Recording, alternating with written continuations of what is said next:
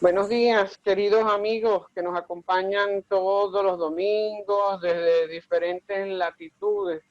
Es un placer contar con todos ustedes en estas actividades, también a los miembros del Movimiento de Cultura Espírita Sima, en este espacio que ha sido diseñado para el conocimiento, para la cultura, para la expresión de las potencialidades del espíritu, y en especial para la difusión de la filosofía espírita kardecista, laica, libre, pensadora, humanista y progresista.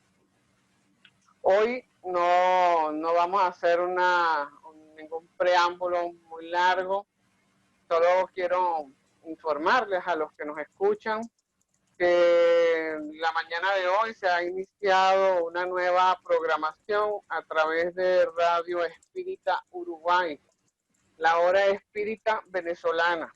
Va a salir todos los domingos en horarios diferentes y agradecemos a quienes son los que han cultivado esta idea y han llevado este proyecto en marcha, a Juliana y a Rubén de Uruguay. Todos los domingos estará un miembro de la Junta Directiva del CIMA participando con alguna exposición, presentando algún trabajo, alguna conferencia, algunas ideas que quieran compartir. Entonces estamos muy contentos, muy satisfechos por eso, y a todos los que han venido acompañando desde tempranas horas de la mañana esa programación, se lo agradecemos altamente. Hoy tenemos a un gran amigo de la casa, ya ha estado con nosotros, lo conocen, el Juan José Torres, técnico de informática, profesor de ofimática, conoce el espiritismo desde joven, al nacer en una familia espírita, ha participado como ponente en eventos espíritas, congresos, seminarios, conferencias públicas. Ha escrito 2 libros, Filosofía Espírita y Jesús, Cristianismo y Espiritismo. Este último en fase de revisión se podrá descargar pronto. Es propietario del canal de YouTube Espiritismo Hoy. Es presidente del Grupo Espírita de Córdoba y secretario de la Asociación Espírita Andaluza, articulista y coeditor de la revista Evolución. Juanjo, sin más amplitud que el querer disfrutar de tu conferencia, te recibimos con muchísimo cariño y te damos la más cordial bienvenida. Bueno, pues buenas tardes a todos los que estemos aquí en España y buenos días para los que os habéis conectado desde otros países.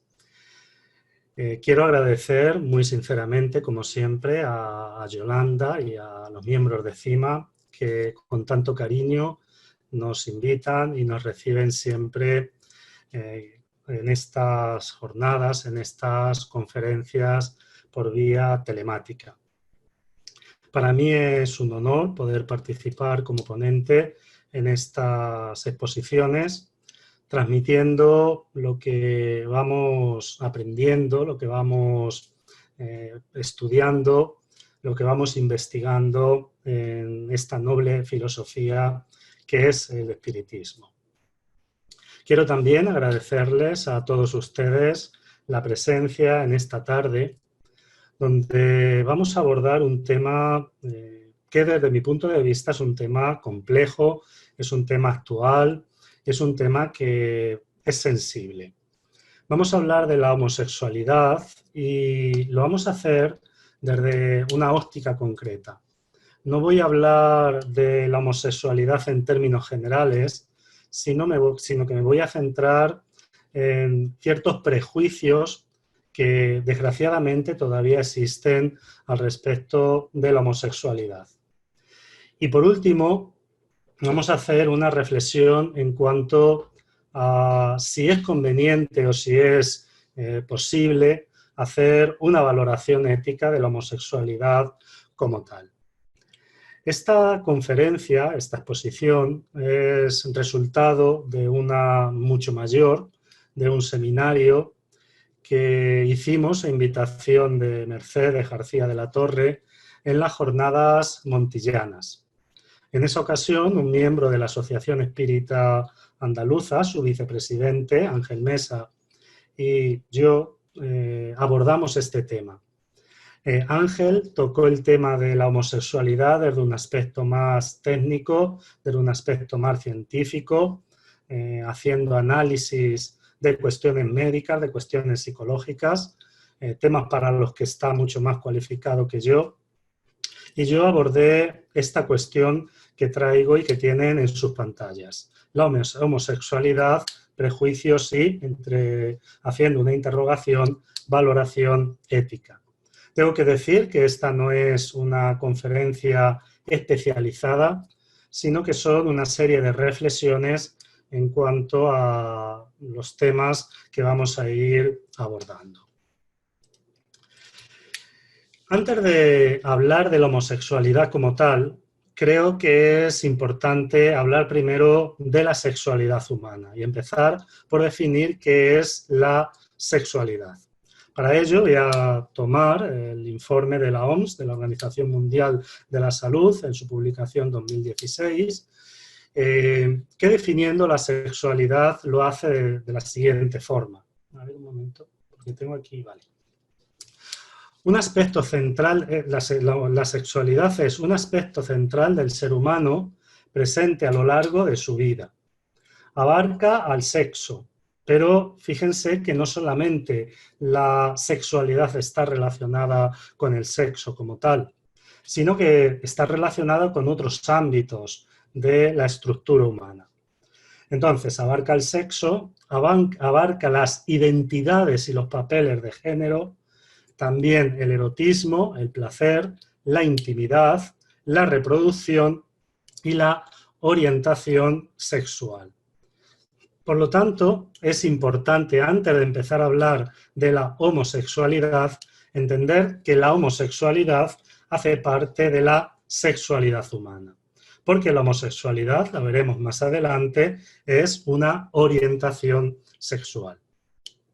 La sexualidad se vive y se expresa a través de pensamientos, fantasías, deseos, creencias, actitudes, valores, conductas, prácticas, papeles y relaciones interpersonales. Vemos, por lo tanto, como la sexualidad hace parte del ser humano y no es algo tan sencillo como lo típico de decir un relacionamiento o una relación sexual. Hay muchos factores que intervienen dentro de la sexualidad. La sexualidad puede incluir todas estas dimensiones, no obstante, no todas ellas se vivencian o se expresan siempre. Es obvio que aunque la sexualidad o en la sexualidad están implícitas todas estas dimensiones, no necesariamente una misma persona debe vivirlas todas, y mucho menos las debe vivir de la misma forma que otras personas. La sexualidad está influida por la interacción de factores biológicos, psicológicos, sociales, económicos, políticos, culturales, éticos, legales, históricos, religiosos y espirituales. Como podemos ver, la sexualidad desde un punto de vista actual engloba muchos aspectos del ser humano. Por lo tanto, tendríamos que dentro de la sexualidad podríamos hablarla o estudiarla desde una dimensión biológica, no solo anatómica, sino también fisiológica, y estudiar cómo se manifiesta la sexualidad dentro de la biología. Una dimensión psicológica, qué caracteriza la psicología psicológica de un ser humano, por qué un ser humano tiene determinadas tendencias, tiene determinadas orientaciones. Una dimensión sociológica, cómo la sexualidad influye dentro de la convivencia social, dentro de los aspectos sociológicos. También una dimensión médica en relación a la salud, qué es lo que puede designarse como salud sexual o enfermedad dentro de la sexualidad. y también una dimensión ético-moral. Y, por supuesto, como hacen parte de la sexualidad, todas estas dimensiones estarían también dentro de la homosexualidad como dentro de la heterosexualidad. Para que el ser humano pueda vivenciar la sexualidad de forma plena, para que la sexualidad no se constituya en un conflicto en el ser humano debe tener una serie de derechos que están relacionados con la sexualidad. El primero de ellos es la libertad sexual, es el primero y fundamental. De la misma forma que debe haber una libertad de conciencia, una libertad de expresión que está ligada con la libertad de conciencia, debe haber una libertad sexual. El ser humano debe sentirse libre delante de su propia sexualidad. Debe haber una privacidad sexual. El ser humano debe poder vivir su sexualidad en privacidad. No tiene por qué ver expuestas su vida, su vivencia sexual. Por lo tanto, es también un derecho que está vinculado con la sexualidad. El derecho al placer sexual, que la práctica y la actividad sexual no sea un motivo de dolor, un motivo de sufrimiento, un motivo de culpa, un motivo de coacción. La persona debe y puede vivir su sexualidad con placer.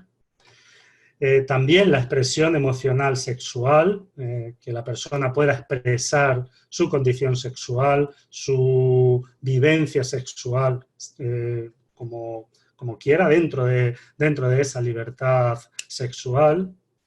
La libre asociación sexual, es decir, que una persona no se vea obligada a tener una relación afectiva sexual con otra persona, si no es por una libre decisión. Derecho a una educación sexual integral, y cuando hablamos de derecho a educación sexual no solamente nos referimos a educación física. Es muy común, por ejemplo, las campañas del uso de preservativos, de evitar enfermedades de transmisión venérea, etcétera, relacionadas con la educación sexual, pero la educación sexual es mucho más amplia. La educación sexual integral va también al aspecto psicológico, al aspecto ético, al aspecto moral de la sexualidad. Una salud sexual, tanto física y psíquica, que está muy vinculada y muy relacionada con la educación sexual, y la libertad reproductiva, es decir, que las personas tengan la libertad de utilizar la sexualidad para la perpetuidad de la especie, para la reproducción, de acuerdo a sus propios criterios y de acuerdo a sus propios valores. Cuando se habla de derechos, estos derechos llevan implícito una serie de deberes. Todo derecho lleva implícito también un deber. No puede haber o no se puede tener derechos si no se tienen también deberes. Entonces, es importante entender que la propia exposición de estos derechos ya lleva en sí deberes relacionados. Por ejemplo, si nosotros hablamos de libertad sexual, para que la libertad sexual sea efectiva, para que realmente pueda haber una libertad sexual, debe haber un deber en cuanto a respetar la libertad sexual de los demás. Por lo tanto, es muy importante que entendamos que esta exposición de los derechos delante de la sexualidad que puede tener un ser humano no es solamente reivindicar derechos, porque estos derechos llevan ya implícitos sus deberes. Con relación, por ejemplo, a la educación, tenemos lo mismo. El hecho de tener el derecho a la educación implica también el deber de educarse sexualmente.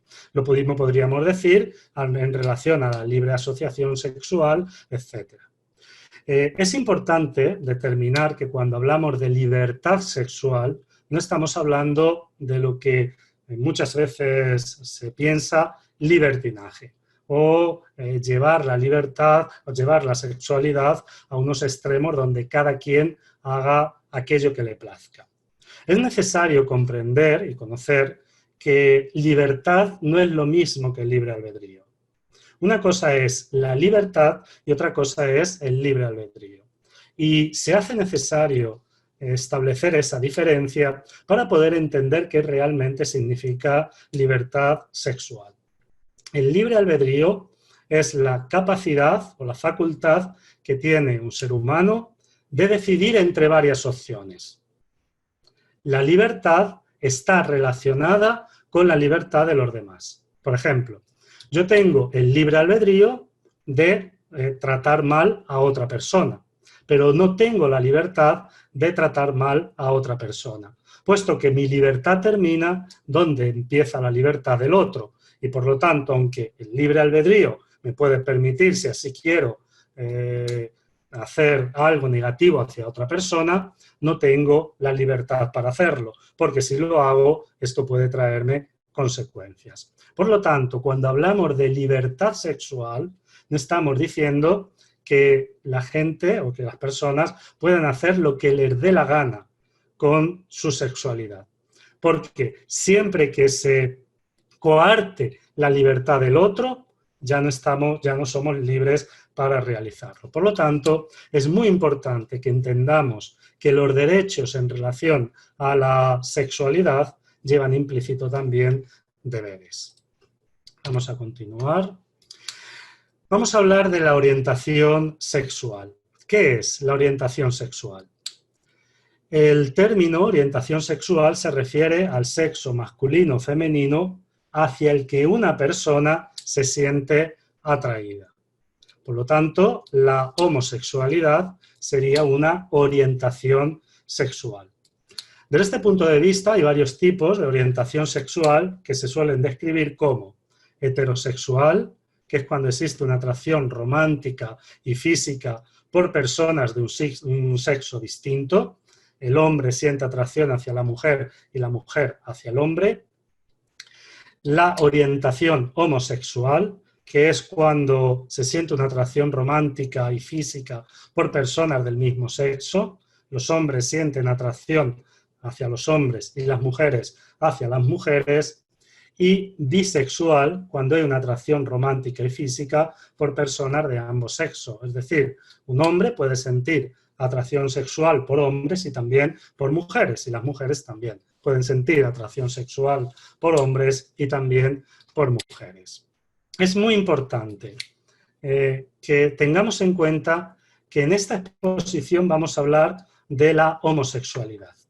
No voy a hablar ni de la bisexualidad y tampoco voy a hablar de otros elementos que hacen parte de la sexualidad humana, como podrían ser la transexualidad, el travestismo, etc. Digo esto porque en muchas ocasiones se piensa que todo esto está vinculado y está relacionado.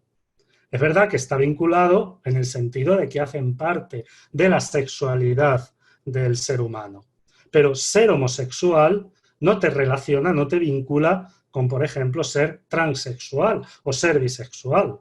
Son episodios, son fenómenos distintos de la orientación sexual o de las características sexuales de una persona. Por lo tanto, en esta exposición solamente me voy a centrar en el aspecto de la homosexualidad. Y repito, tampoco voy a tocar temas de calado más técnico, donde se aborden cuestiones médicas, cuestiones psicológicas. Vamos a hacer simplemente una serie de reflexiones en cuanto al aspecto ético y a los mitos que pueden existir al respecto de la homosexualidad.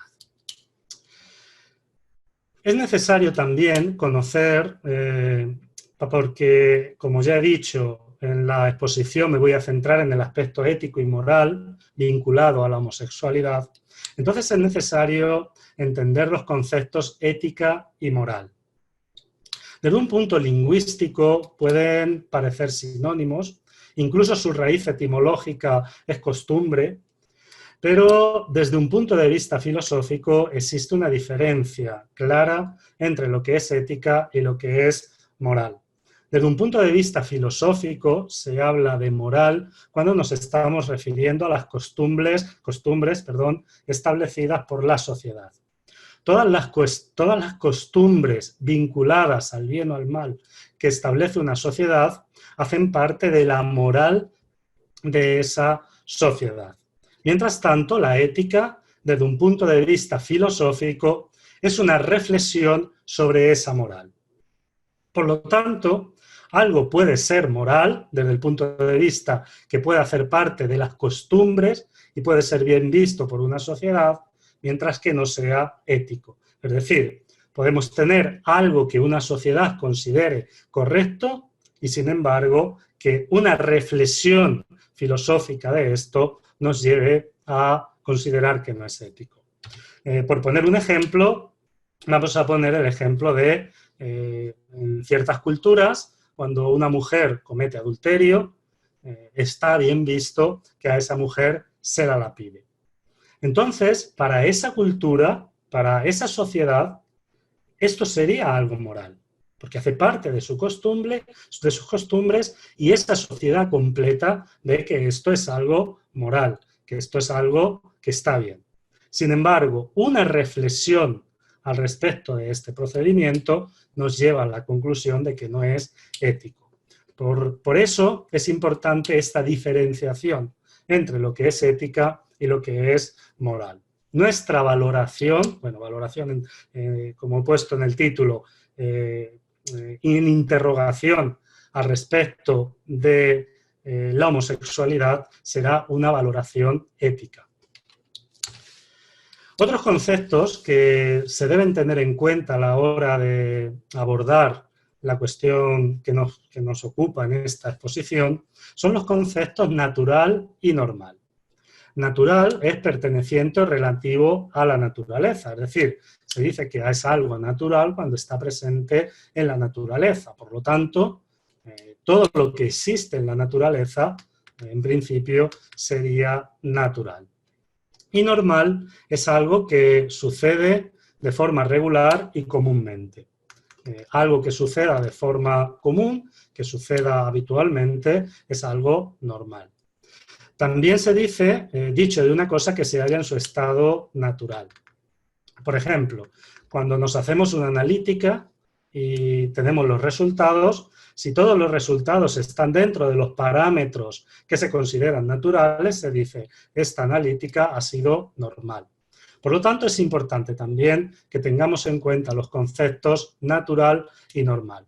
Y es muy importante porque uno de los argumentos o de los prejuicios que existen al respecto de la homosexualidad es que es algo que no es normal y que no es natural. Y ahora más adelante vamos a ver en qué se basan estos argumentos. Este es un libro, Cuestiones bioéticas sobre la homosexualidad, publicado en el año 2019. Aquí les dejo una relación de todos los autores de este libro.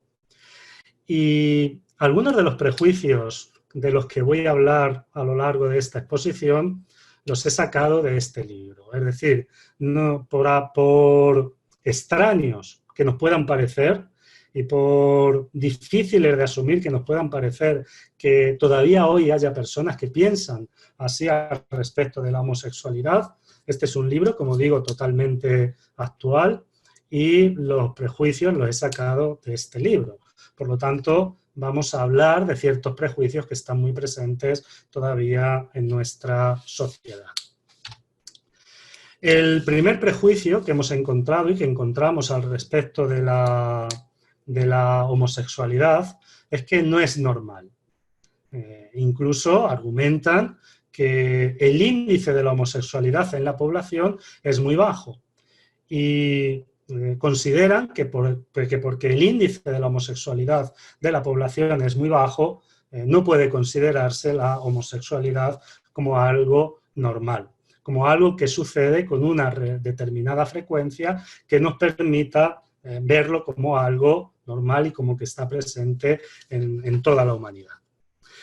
Ahora bien, ¿Cuál es el índice real de la homosexualidad en la sociedad?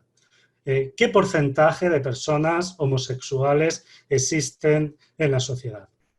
Uno de los informes que abordaron este tema es el informe Kinsey, de Alfred Kinsey, que establecía que más o menos el 10% de la población era homosexual. Obviamente, este informe está muy criticado por aquellos que hablan y que escriben en contra de la homosexualidad, que consideran que la homosexualidad no es algo normal, porque dicen que la muestra de personas que utilizó Kinsey en su estudio, en su informe, era una muestra muy segmentada, que estaba en una serie de personas en las que es normal que haya un mayor índice de homosexualidad. Y existen actualmente muchísimos estudios que hablan en relación al índice de la homosexualidad que hay en la sociedad. Hay estudios que cifran el índice en un 6%, en un 7%, en un 1%, es decir, hay muchísimos informes. Yo he hecho un promedio de 32 estudios, están aquí, 32 estudios, y el promedio de esos 32 estudios daría que la homosexualidad, la incidencia de la homosexualidad en la sociedad es de un 5%, es decir, un 5% de las personas que viven en la sociedad, que vivimos en la sociedad, son homosexuales. ¿Este dato implica o es importante o significativo a la hora de decir que la sexualidad no es normal? Yo les voy a poner un ejemplo. Por ejemplo, el número de personas que utilizan la mano izquierda es también más o menos ese 5%. Y que yo sepa, no hay nadie, por lo menos nadie, que desde la sensatez admita que utilizar la mano izquierda, que ser, como se dice aquí, ser zurdo, sea algo que está fuera de lo normal, y menos cuando se utiliza la palabra normal en sentido peyorativo. Por lo tanto, si de este promedio podemos establecer que un 5% de la sociedad es homosexual, aquí no tendríamos base para decir que la homosexualidad no es normal. Pero lo importante de este tema es qué estamos transmitiendo al indicar que algo no es normal. Porque que no sea normal se puede entender desde un punto de vista de frecuencia o de la frecuencia con la que aparece dentro de la sociedad, pero también cuando se utiliza que no es normal se hace en un sentido peyorativo. Y sobre esto debemos también reflexionar.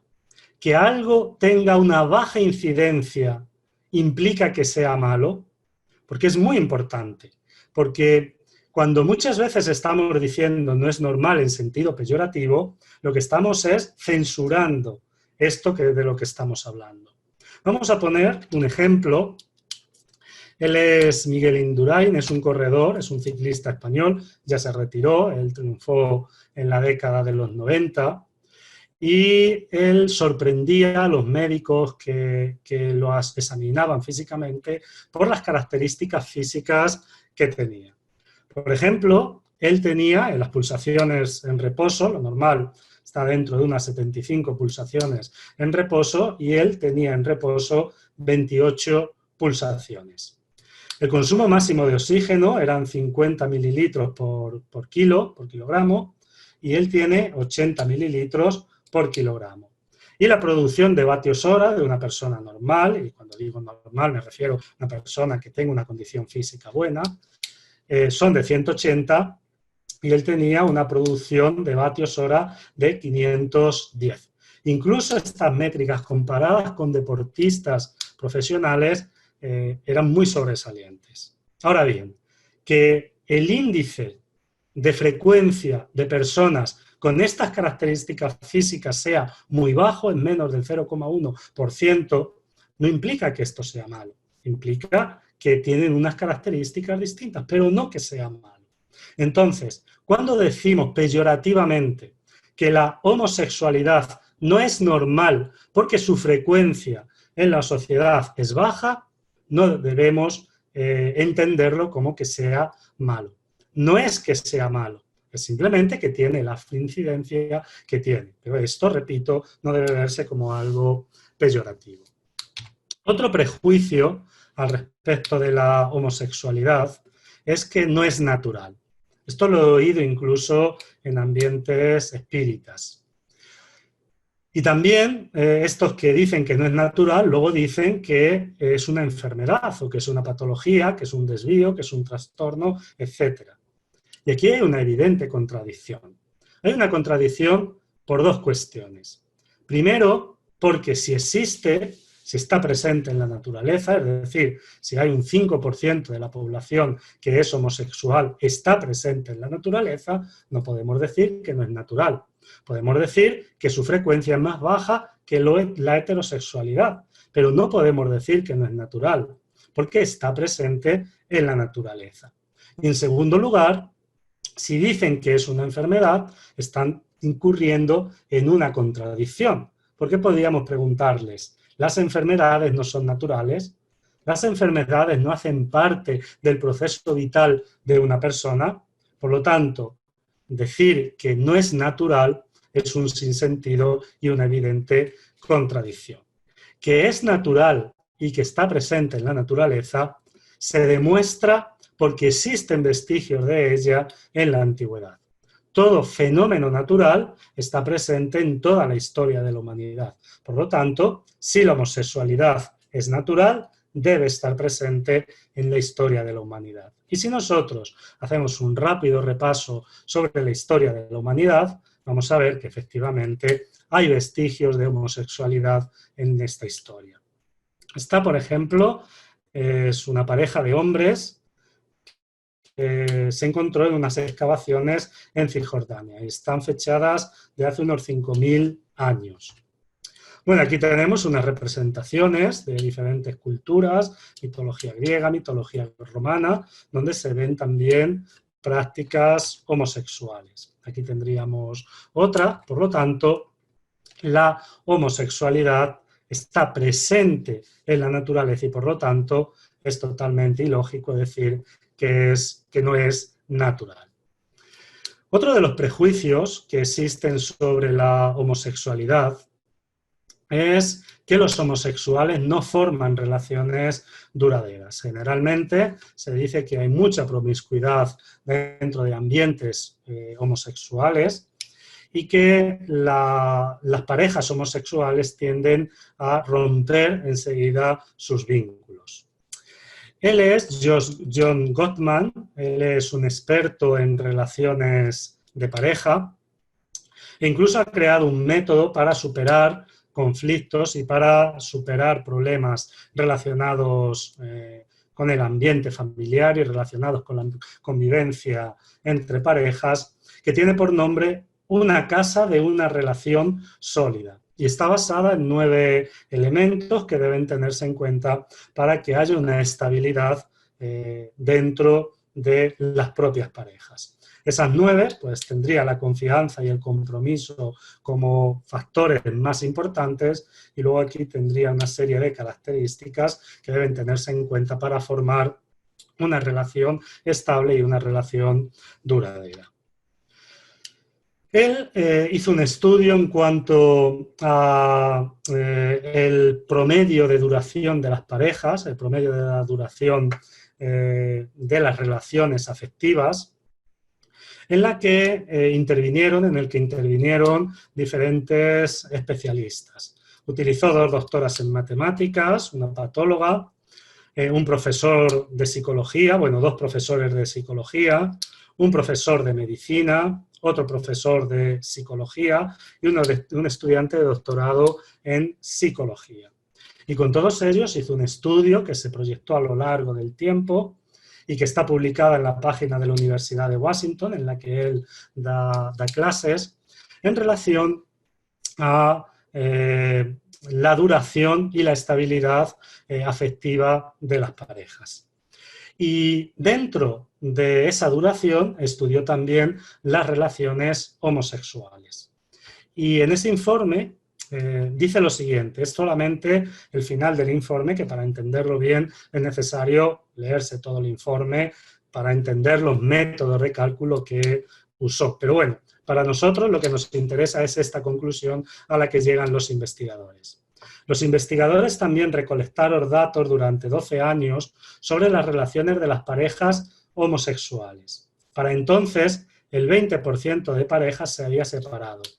Esa tasa, si se proyecta en un periodo de 40 años, sería casi del 64%, que es similar a la tasa de divorcio del 67% para los primeros matrimonios entre parejas heterosexuales del mismo lapso de tiempo. Luego, por lo menos desde este estudio, no tenemos elementos para afirmar que los homosexuales no forman relaciones duraderas.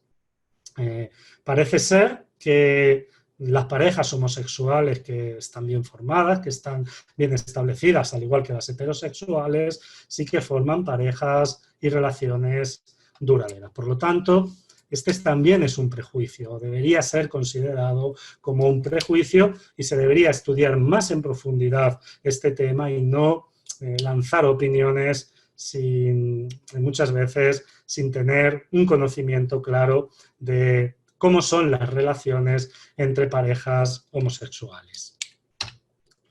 Otro prejuicio, que aunque parezca mentira, está, y en el propio libro del que he hablado se habla de este prejuicio, es que los homosexuales son pedófilos, o que un alto porcentaje de homosexuales son pedófilos. Esto es rotundamente falso.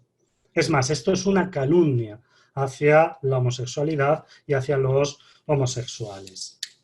Ellos son Carol Jenny y Thomas Rosler, que son especialistas, están especializados en psicología infantil y tratan a niños que han sufrido abusos, que han sufrido violencia en la infancia y, por supuesto, también a niños que han sufrido abusos sexuales. Y ellos presentan un estudio, un informe, en el que se han estudiado 352 niños y niñas que presentaron denuncia por abuso sexual en la infancia. De estos 352 casos que estudiaron, 35 fueron falsas denuncias. Por lo tanto, nos quedamos con 317. 64 fueron reales, es decir, hubo una violencia, hubo un abuso sexual, pero los que hicieron ese abuso sexual eran niños o adolescentes. Y no se considera abuso sexual y no se considera pedofilia si se tienen en cuenta dos criterios. En primer lugar, que la persona sea mayor de 16 años. Si la persona es de 16 años hacia abajo, no está dentro de lo que se considera como una agresión sexual, por lo menos dentro de la pederastía y dentro de la pedofilia. Y otro criterio que se tiene en cuenta es que la distancia de edad sea mayor de 5 años. Es decir, si la distancia de edad entre el que abusa y la víctima es de 5 años o menos, tampoco entra dentro del ámbito de la pedofilia, de la pederastía, etc. Entonces, 64 no entraron dentro de abuso pedófilo en niños. Nos quedamos con 253. Pues bien, de estos 253, 251 fueron por personas heterosexuales, dejándonos solamente 2 que fueron por personas homosexuales, lo que supone un 0,8%, que está muy largo del 5% de homosexualidad que puede haber en la sociedad. Otro dato muy interesante se encuentra en el manual, en el DSM, en el manual de diagnóstico y estadístico de las enfermedades psicológicas, psiquiátricas, y en su página web, desde donde se pueden mirar las diferentes descripciones de estas enfermedades, tenemos la definición de trastorno pedófilo. Esto está dentro de los trastornos psiquiátricos y dentro de las parafilias. Leemos dentro de las características de este trastorno. La mayoría de los pedófilos son varones.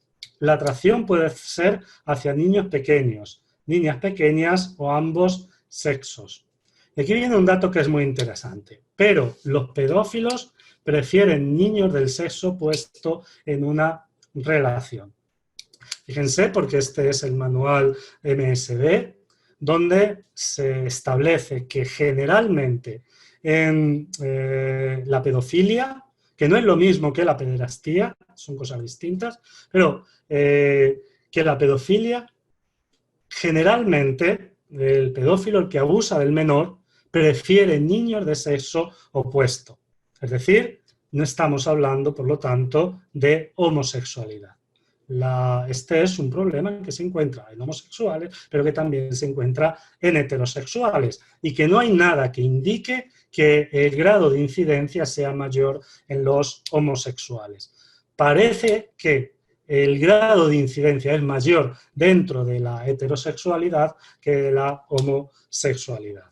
Por lo tanto, aquí estamos delante de un prejuicio nuevamente. No es verdad que por el hecho de ser homosexual ya se tengan tendencias hacia la pedofilia. Otro prejuicio es que no pueden ni tienen condiciones para educar bien a los hijos. Un momentito. Aquí, vale. Ellos que están especializados en la educación, son Judith Stacy y Timothy Bliblard, son dos psicólogos especializados en la educación, especializados en las relaciones de padres con hijos e hijos con padres. Hicieron un estudio de niñas con padres homosexuales, ¿no?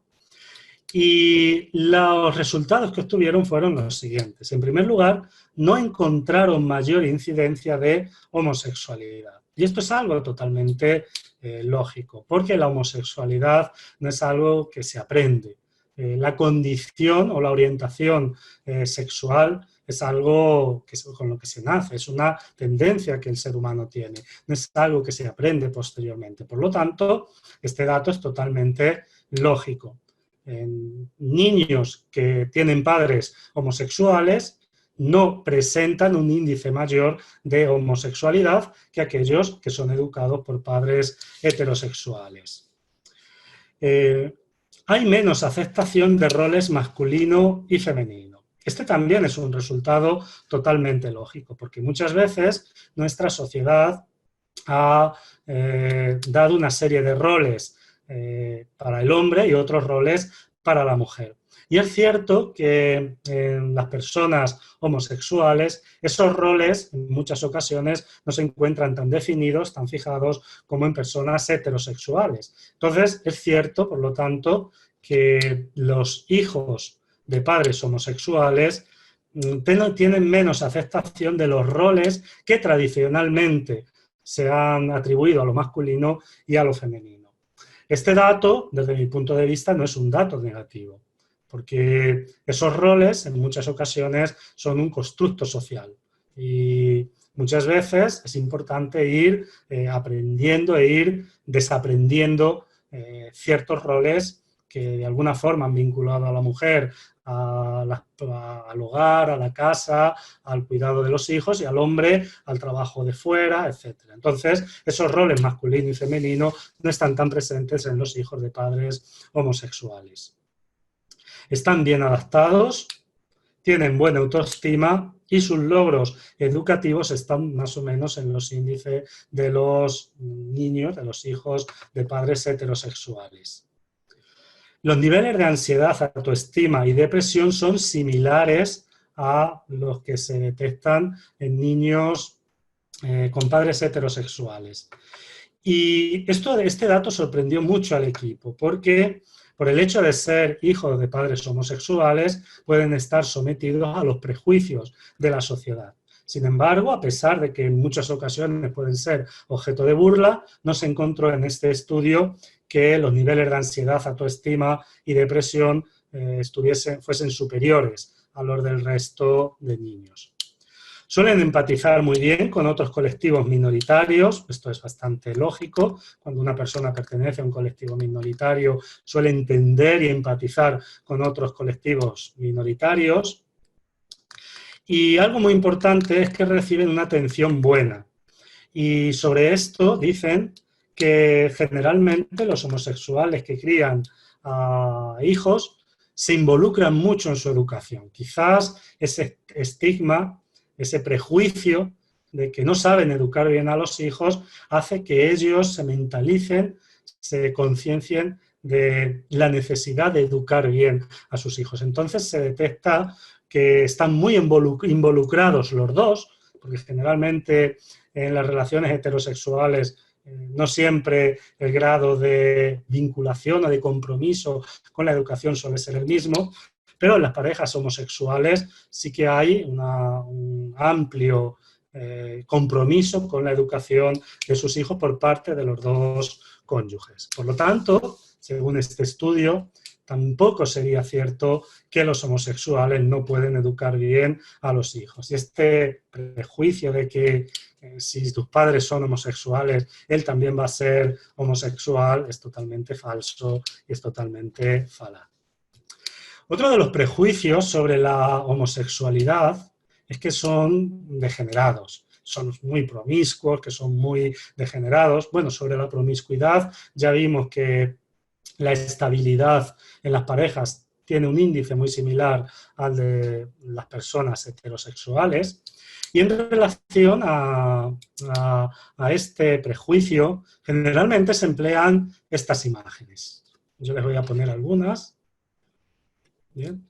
Y les voy a poner aquí todas ellas. Dicen, fíjense que promiscuos, esta no es forma de vivir. Pues bien, las dos imágenes de arriba, la de estos señores que hay aquí vestidos de rojo y estas señoras, no son homosexuales. Estas de abajo sí, no son homosexuales. Estas son imágenes de los carnavales. Estas imágenes son personas que están festejando, que están divirtiéndose. Pero yo estoy seguro que ni estos hombres ni estas mujeres van a trabajar posteriormente vestidos así. ¿Cómo pasa con estas imágenes de abajo? Estas imágenes son imágenes del Día del Orgullo Gay y lo que están es festejando una fiesta. Y se visten así para festejar esa fiesta. ¿Ustedes cuando van por la calle encuentran a personas que van así vestidas? Pues, por supuesto que no. Estas personas se visten así como estas, se visten así para la fiesta. Pero luego, posiblemente, todas estas personas son profesionales que van a su trabajo, que van y que tienen una vida totalmente normal. Por lo tanto, usar estas imágenes para hablar de degeneración, para hablar de promiscuidad, para hablar en relación a la homosexualidad, no tiene mayor sentido. A la hora de hablar de los prejuicios de la homosexualidad, es importante entender que todos nosotros vivimos en una sociedad muy marcada por la religión. Históricamente, nuestra sociedad es una sociedad judeocristiana y ese judeocristianismo y los valores morales que históricamente el judeocristianismo ha ido transmitiendo están muy presentes en nuestra sociedad. Y el problema de estos valores es que en muchas ocasiones no se entiende que estos valores hicieron parte de una época, pero que a medida que se evoluciona, a medida que la sociedad cambia, esos valores deben ir cambiando y deben ir adaptándose a la sociedad en la que nos encontramos. Y que lo que podía ser comprensible y asumible en una época de la humanidad, en otra época puede no ser asumible y comprensible. Entonces, dentro de la religión que nos ha marcado a todos, incluso aquellos que no se consideran religiosos, que no se consideran pertenecientes a una religión en concreto, que se consideran ateos, incluso en ellos hay una amplia influencia de la religión. Entonces, dentro de la religión hay un preconcepto con el placer. Para el pensamiento religioso, el placer está condenado por Dios, porque lo que eleva al alma es el sacrificio, es el sufrimiento, es el dolor. Entonces, para esas religiones que viven esa idea al respecto de Dios y al respecto de lo que agrada a Dios, toda manifestación de placer la atribuyen al pecado. Y como la sexualidad es una fuente de placer, al igual que otras fuentes de placer que existen, ellos han considerado la sexualidad como un pecado. Uno de los argumentos que tienen la mayoría, y yo creo que es el eje por el cual existen estos prejuicios en contra de la homosexualidad, es la prohibición que existe de la homosexualidad en la Biblia. Y no solo la prohibición, sino el enfoque que hace la Biblia de la homosexualidad. Un enfoque que se ha quedado grabado en nuestro inconsciente y que de alguna forma nos hace partícipes todavía de él. Si nosotros leemos algunos, y voy a sacar solo algunos pasajes bíblicos, por ejemplo Levítico 18, 22, dice lo siguiente: no te acostarás con varón como con mujer, es abominación. Aquí hay que entender la palabra abominación, pues que significaba pues lo peor, ¿no? Era una palabra, era lo peor, ¿no? En Levítico 20:13 dice lo siguiente: si alguien se acuesta con varón, como se hace con mujer, ambos han cometido abominación, morirán sin remedio, su sangre caerá sobre ellos. Aquí incluso se aplica y se prescribe la pena de muerte para aquel que mantenga una relación sexual con alguien de su mismo sexo. Ya en el Nuevo Testamento, en la carta de Pablo de Tarso a los romanos, en los versículos 26 al 27, en el capítulo 1, dice lo siguiente: por eso los entregó Dios a pasiones infames. Se refiere a los gentiles y se refiere al paganismo, a los que seguían religiones idólatras y religiones paganas. Por eso los entregó Dios a pasiones infames, pues sus mujeres invirtieron las relaciones naturales por otras contra la naturaleza. Igualmente los hombres, abandonando el uso natural de la mujer, se abrazaron en deseos los unos por los otros, cometiendo la infamia de hombre con hombre, recibiendo en sí mismos el pago merecido de su extravío. Y también Pablo de Tarso, en la primera carta a los Corintios, en el capítulo 16, los versículos 9 y 10, dice lo siguiente: ¿no sabéis acaso que los injustos no heredarán el reino de Dios? No os engañéis, ni los impuros, ni los idólatras, ni los adúlteros, ni los afeminados, ni los homosexuales, ni los ladrones, ni los ávaros, ni los borrachos, ni los ultrajadores, ni los rapaces heredarán el reino de Dios. Es obvio que la postura que tiene la Biblia al respecto de la homosexualidad es una postura de condena. Y es lógico por la época en la que se escribe la Biblia. Pero aquí nuestra pregunta es la siguiente: ¿realmente que la homosexualidad esté condenada y reprobada en la Biblia tiene algún peso para que nosotros entendamos la sexualidad desde otro punto de vista?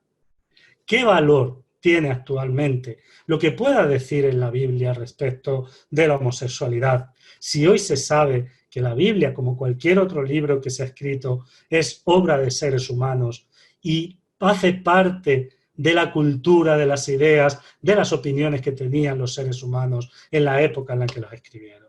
Por lo tanto, decir que la homosexualidad está prohibida o condenada en la Biblia no es decir nada en contra de la homosexualidad, porque puede estar prohibida como están prohibidas muchísimas cosas. Si nosotros tomásemos al pie de la letra todo lo que dice la Biblia, estaría prácticamente todo prohibido. Por lo tanto, recurrir a lo que dice un libro que se escribió hace 2600 años el Antiguo Testamento, y 2000, 1900 el Nuevo, para hablar y para argumentar que la homosexualidad no es algo natural, que la homosexualidad es pecado, no tiene mayor sentido. Y desgraciadamente, la mayoría de las opiniones y la mayoría de los estudios que tienen por finalidad demostrar que la homosexualidad no es normal, no es natural, y todos estos mitos que hemos visto en relación a la humanidad, de la homosexualidad, perdón, tienen como base el prejuicio heredado de la tradición judeocristiana. Un prejuicio que obviamente debemos desechar y del que debemos desprendernos. ¿Cuál es o cuál debe ser la postura espírita en relación a la homosexualidad? En el estudio que he podido hacer en relación a los diferentes enfoques que se hace en el espiritismo de la homosexualidad, los he podido dividir en 3 categorías. En primer lugar, he encontrado una postura prejuiciosa, una postura que está muy condicionada por el componente bíblico y que consideran la homosexualidad como un desvío, consideran que la homosexualidad no es natural, e incluso dicen que puede y debe ser tratada, y que el medio para tratar la homosexualidad es la reforma íntima. Hay un libro que se llama así, Reforma íntima, de Kai Bar-Schutter, que está traducido al castellano y que hace esta propuesta, ¿no? Dice que la homosexualidad es un desvío y que por intermedio de la reforma íntima debe ser tratada. Yo creo que aquí hay un fuente condicionante religioso y que esta opinión está basada tiene como base pues, estos prejuicios que hemos ido viendo a lo largo de la exposición. Luego he encontrado también una postura ambigua, donde no se definen claramente delante de este tema. Se habla al respecto del homosexual utilizando conceptos ambiguos que muchas veces no sabemos qué significan. Hay que respetar al homosexual, pero una cosa es respetar y otra cosa es integrar. Una cosa es respetarlo, pero considerarlo equivocado, y otra cosa es integrarlo y considerarlo uno más, y considerarlo igual que tú. Entonces, no queda muy claro a qué se refieren. O conceptos como, por ejemplo, la sublimación de energías sexuales, que lo dicen pero no lo definen claramente, y por lo tanto, creo que no hay al final una postura clara a este respecto. Porque están ahí en esa actitud que no saben si vamos para un lado o vamos para el otro. Porque si consideran la sublimación como algo que debe hacerse dentro de la homosexualidad, tendríamos que hablar que el homosexual debía canalizar sus energías sexuales no para el acto sexual, sino para cuestiones artísticas, cuestiones literarias, cuestiones intelectuales. Por lo tanto, es una postura totalmente ambigua que cuando uno lee los conceptos que transmiten, no le queda claro en qué posición tienen. Y luego hay una postura que yo llamo progresista, en la que se comprende la homosexualidad como una orientación sexual del ser humano y como una oportunidad evolutiva del espíritu inmortal. Aún así, hay diferentes trabajos y diferentes posturas a este respecto. Para ir terminando, causas espirituales de la homosexualidad. Este es un tema complejo, y es un tema complejo porque si nos preguntamos cuáles son las causas de la homosexualidad, es porque de alguna forma no lo hemos integrado como algo normal. Porque habría que preguntarnos también cuáles son las causas de la heterosexualidad. Por lo tanto, ya la pregunta en sí es una pregunta polémica. ¿Y qué causas hemos podido encontrar? Hay más, por supuesto, pero las que he encontrado suelen ser estas. En primer lugar, reencarnar en un sexo distinto al que se tenía en diversas reencarnaciones anteriores. Esta opinión dice que cuando un espíritu reencarna muchas veces en un mismo sexo y luego reencarna en el otro, trae tendencias homosexuales. Esta definición o esta explicación no se podría aplicar a la homosexualidad. Vamos a ver. Si yo durante muchas reencarnaciones he reencarnado como hombre, yo voy a tener una psicología como hombre. Yo me voy a identificar psicológicamente como hombre. Si yo reencarno en una existencia posterior como mujer, lo que podría ser es que yo, en un cuerpo de mujer, me identifico con un hombre. Es decir, no me identifico con mi cuerpo. Pero esto no es lo que pasa con los homosexuales. Y esto es muy importante, porque un homosexual hombre se identifica como hombre y un homosexual mujer se identifica como mujer. Simplemente que siendo mujer siente atracción hacia otras mujeres o siendo hombre siente atracción hacia otros hombres. Pero esto de que el homosexual se siente en un sexo distinto al que su cuerpo es, esto no es así. Esto sería transexualidad. Por lo tanto, es muy importante que tengamos en cuenta que esta explicación se podría aplicar quizás a un fenómeno, un episodio transexual, pero no a una cuestión de homosexualidad. Por lo tanto, por lo menos a mí, este concepto no me convence. Otra idea que he encontrado es que la homosexualidad está producida por errores cometidos en el campo de la sexualidad. Cuando una persona comete errores en una existencia vinculados a la sexualidad, generalmente errores en los que somete a otra persona del sexo contrario, puede reencarnar en el sexo opuesto para expiar esos errores. Pero si esto fuese así, el comportamiento actual de la mayoría de los homosexuales sería un comportamiento parecido o similar al que tuvieron en una reencarnación anterior y que propicia ese cambio de sexo. Entonces, como no se ve que los homosexuales tengan ese comportamiento negativo que se les supone que tuvieron en reencarnaciones anteriores, tampoco creo que la homosexualidad se pueda explicar por este medio. Además de que en ese caso la homosexualidad sería algo, no sería algo natural en el sentido de integridad, no sería algo igual a la heterosexualidad, sino que sería consecuencia de errores, entre comillas, como dicen, una expiación. No me convence esta explicación y creo que denigra la homosexualidad. He encontrado también, aunque pueda parecer que no, que una de las causas espirituales de la homosexualidad es la obsesión espiritual. Creo que aquí no hacen falta comentarios.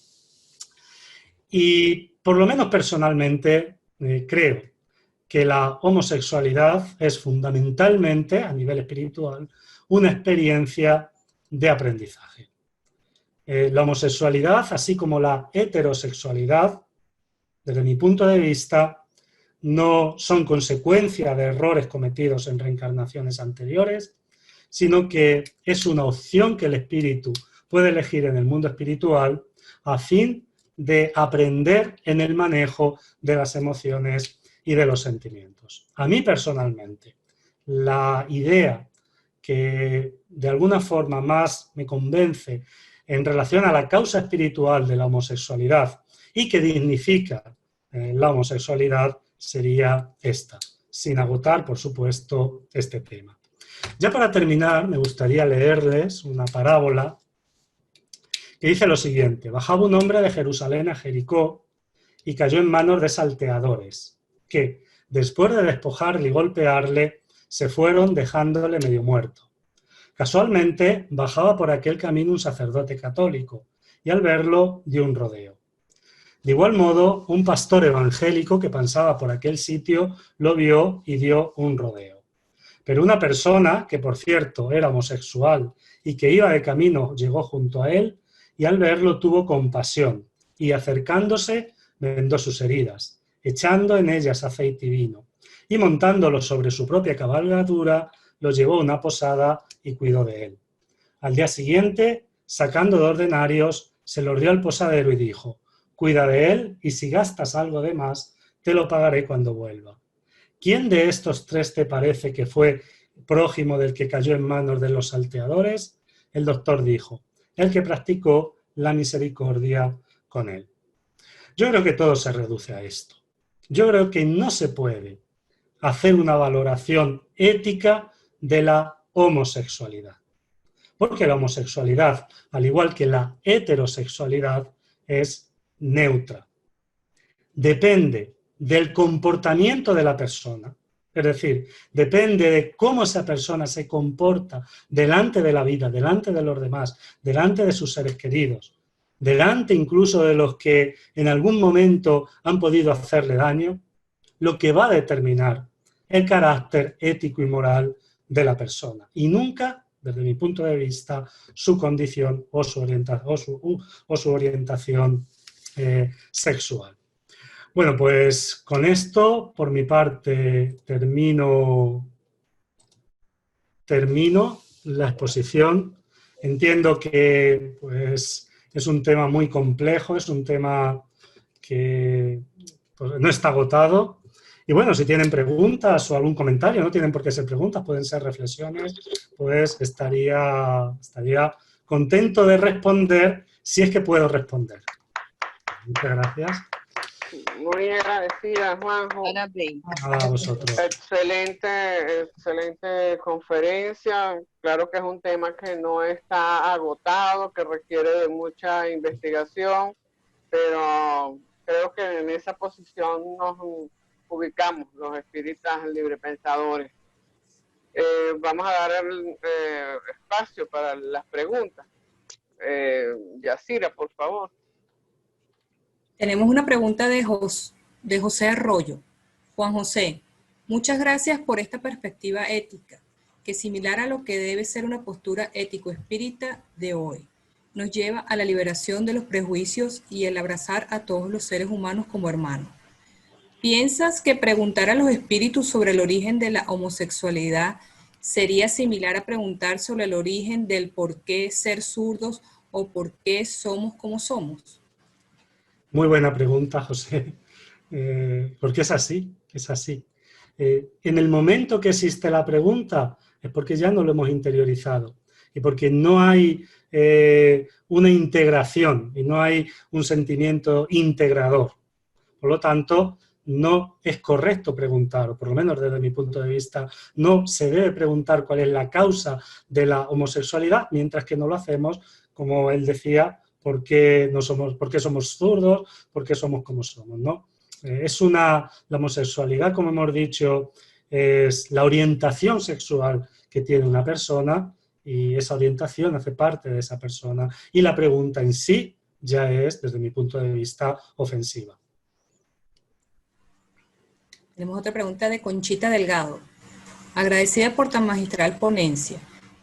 Ya es hora de que a estas alturas nos deslastremos de tanto prejuicio y rompamos con los paradigmas. 3 preguntas. Primero, ¿podría aclarar la diferencia entre pederastía y pedofilia? Segundo, ¿no le parece que las citas en la Biblia al respecto son más bien advertencias contra el desenfreno, dado el contexto de esa época? Por ejemplo, en alguna parte de la Biblia también se hace mención a la zoofilia, sin olvidar la práctica perversa de la sodomía, para humillar al enemigo. Y tercero, ¿a qué atribuye el boom de personas que se identifican como la comunidad LGBTQ? ¿Campaña de concientización o moda? Bien, la primera pregunta, la diferencia entre pederastía y pedofilia. La pedofilia es cuando una persona se excita sexualmente y siente atracción sexual hacia niños. Eso es la pedofilia. La pedofilia no tiene por qué ser un delito, porque una persona puede tener un episodio, puede tener pedofilia, que está considerado como un trastorno, pero no un delito, y la persona no ejercer nunca, es decir, la persona nunca va a violentar al niño. Entonces va a vivir interiormente esa pedofilia, va a sentir ese impulso sexual hacia el niño, incluso muchas personas que tienen que son pedófilos, luchan para reprimir y para orientar correctamente estas pulsiones, este deseo sexual, y nunca mantienen relaciones con niños, nunca se vinculan con niños, nunca molestan a ningún niño. Entonces, esto es pedofilia. El pederasta es el que, siendo pedófilo, además violenta al niño y abusa del niño. Entonces, es una diferencia muy importante que debe ser tenida en cuenta, porque mientras uno es simplemente un trastorno, el otro ya sí se convierte en un delito, aunque en el uso habitual no siempre se aprecia esta diferencia, pero la diferencia estaría ahí. Sobre la Biblia, bueno, ¿son advertencias contra el desenfreno? Yo personalmente no lo veo así, no lo veo así, porque una advertencia contra el desenfreno podría incluir también la heterosexualidad. Es decir, una advertencia contra el desenfreno incluiría a aquellas personas que tienen un comportamiento heterosexual. Pero cuando cuando el objeto es la homosexualidad o los afeminados, yo creo que están catalogando a aquellos que por su condición no heredarán el reino de los cielos, como dice, por ejemplo, Pablo de Tarso. Entonces yo creo que en la mentalidad de estos autores no estaba controlar el desenfreno, sino que aquellas personas que tenían ese comportamiento se consideraba que tenían un comportamiento aberrante y por lo tanto se condenaba. Puede ser que esto también tenga el efecto de controlar el desenfreno, pero yo creo personalmente que la intención no era esa. ¿A qué se atribuye el boom de personas que se identifican con la comunidad LGBTQ? Personalmente, ese boom, desde mi punto de vista, está causado por la represión social que ha habido delante de estas comunidades. Porque es normal que cuando una comunidad es reprimida y esa comunidad de alguna forma empieza a poder expresarse, surjan estos episodios. Por ejemplo, si yo estoy al borde de un acantilado y alguien me está empujando, yo voy a hacer una fuerza para evitar caer. Y esa fuerza va a estar en coherencia, va a estar en consonancia con la fuerza que esa persona hace, para tirarme. Entonces, como estas comunidades, la comunidad de lesbianas, gays, bisexuales, transexuales, queer, etcétera, han sufrido tanta presión y tanta represión y han sido tan damnificadas por la sociedad, cuando han tenido la oportunidad están manifestándose y creo que es, como consecuencia, tenemos ese boom actual. Pero creo que esto, una vez que ya la sociedad lleguemos a un punto de aceptación y de integración de estas comunidades, yo creo que ese boom va a desaparecer y se va a ver como algo totalmente normal. Sobre la campaña de concientización o moda, bueno, pues es verdad que hay una campaña de concientización y que ahora pues, es una moda, ¿no? Por eso digo que con el tiempo pues, se va a naturalizar. Tenemos una pregunta de Verónica. ¿Por qué no aparece en el libro de los espíritus ninguna comunicación de los espíritus sobre la homosexualidad y comentarios de Kardec en la codificación?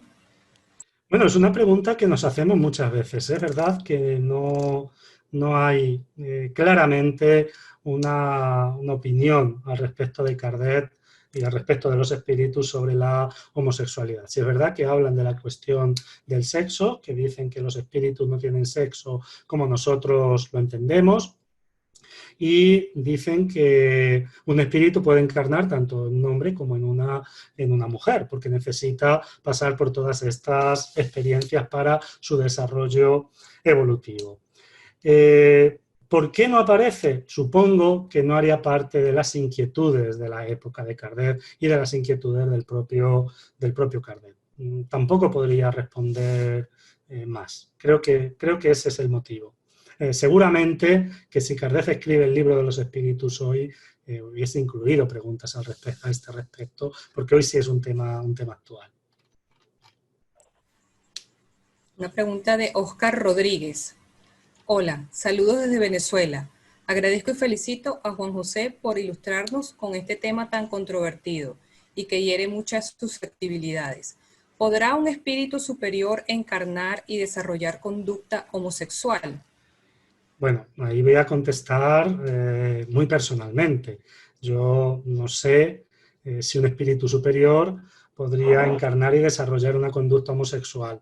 Desde mi punto de vista, como para mí la homosexualidad no tiene ningún componente peyorativo, desde mi punto de vista sí, porque no tiene ningún problema ni tiene ningún componente peyorativo.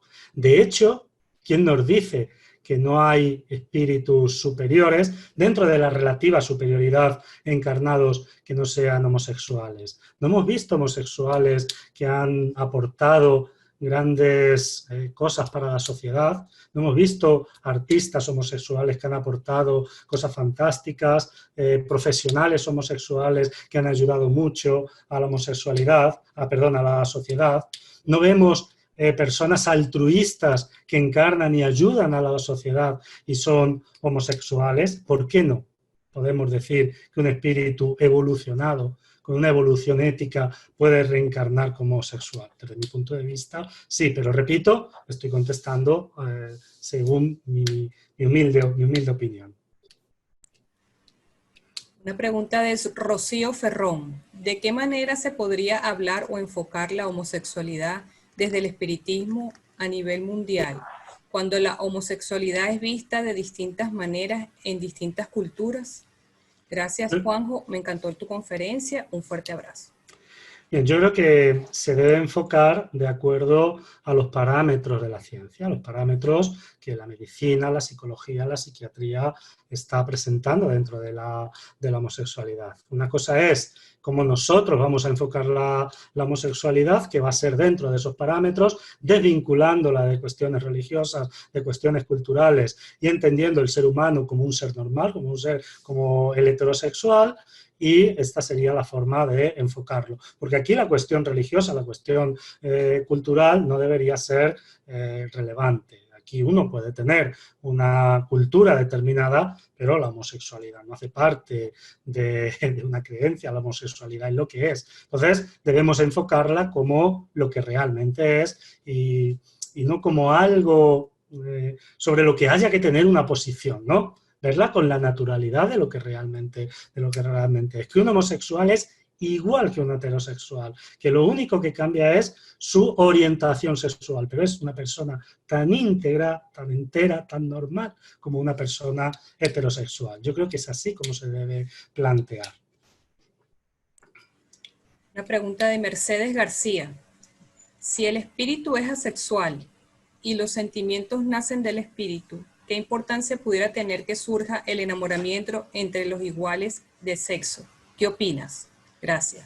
Ya que hizo Mercedes esta pregunta, voy a coger el gancho, ¿no? Para hablar no ya de la homosexualidad, sino de la homoafectividad.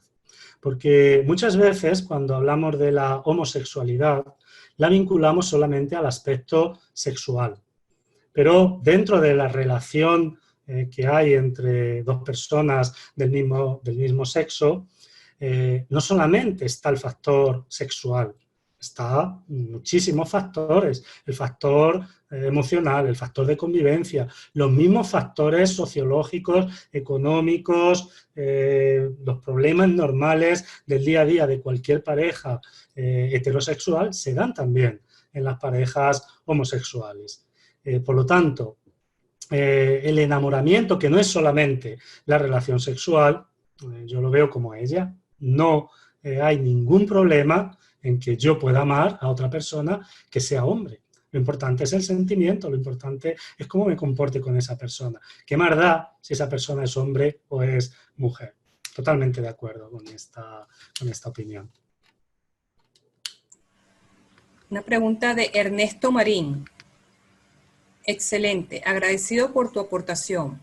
Pregunta, ¿qué pensar de los llamados centros espíritas que no aceptan al homosexual en sus círculos? Bueno, seguramente que luego estos centros espíritas se rotulan como cristianos, etcétera, ¿no? Yo les recordaría la última parábola que he leído, ¿no? Creo que no tiene nombre que dentro del movimiento espírita pueda haber en un grupo espírita que se excluya a alguien simplemente por su condición sexual o por su orientación sexual. Es que son de estas cosas que uno no sabe qué responder porque le faltan palabras,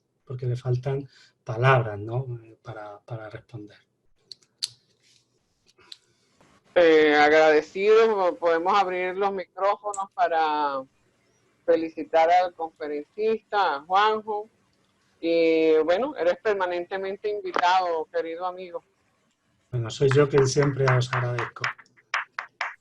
Muchas gracias y soy yo quien está agradecido. Próximo domingo los esperamos con la amiga Alicia Ristorto. Trataremos el tema de regreso al mundo espiritual. Muchísimas gracias por acompañarnos. Un abrazo para todos.